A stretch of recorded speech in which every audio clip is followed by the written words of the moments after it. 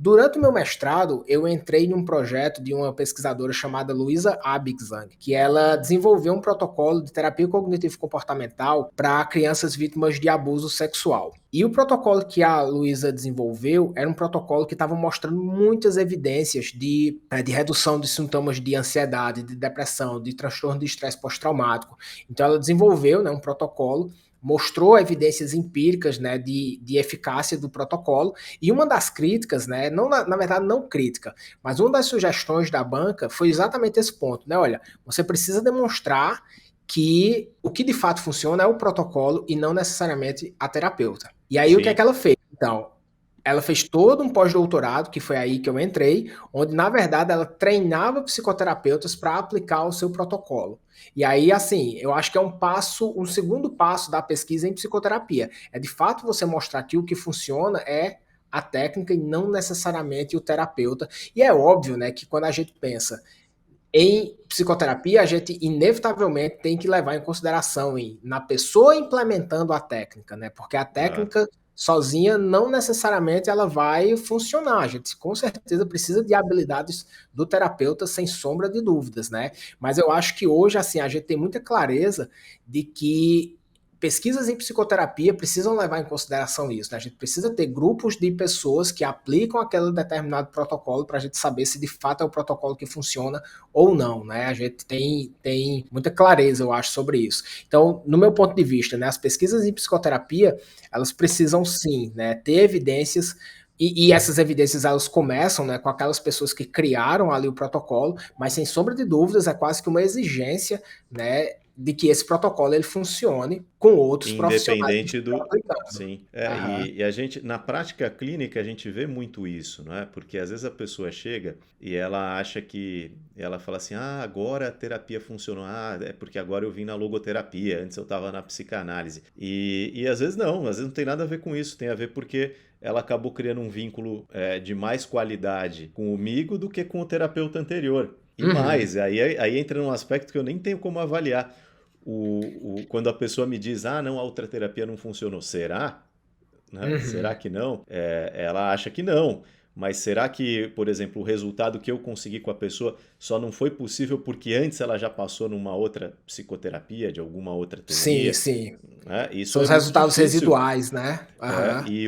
E acho que é por isso que aquela noção dos fatores comuns na psicoterapia, na minha opinião, é uma área tão importante. Porque aí é isso, né? A gente está olhando não só para a teoria em si e o quanto aquela teoria pode contribuir, mas o que tem de comum, né, entre todas as teorias, e aí a gente vai muito para essa questão da prática clínica, vínculo e etc., que também é Sim. importante se desenvolver no psicoterapeuta para que a terapia tenha eficiência. Existe essa preocupação também na psicometria e tem se encontrado soluções assim relativamente eficientes também para evitar esse viés, vamos dizer, na conclusão, Sem no dúvida, sim.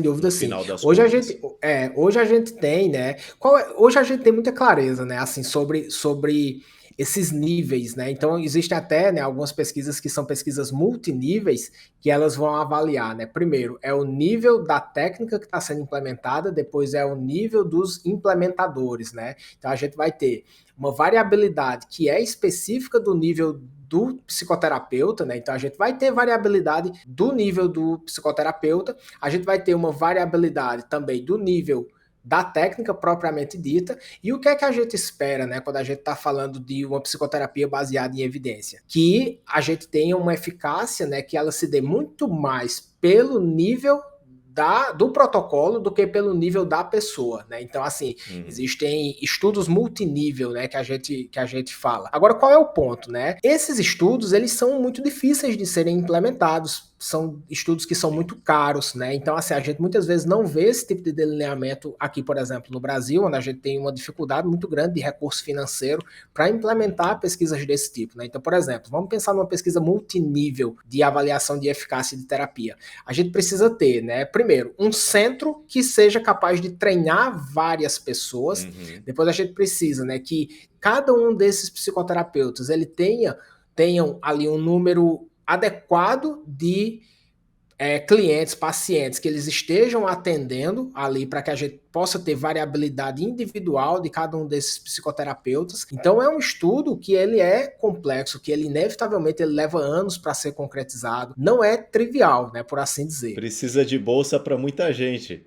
Precisa de Né? Para muito o cara poder se financiamento. dedicar a isso e fazer, porque aí o psicoterapeuta, olha, legal, tô achando legal essa pesquisa, mas é o seguinte, eu preciso pagar minhas contas também.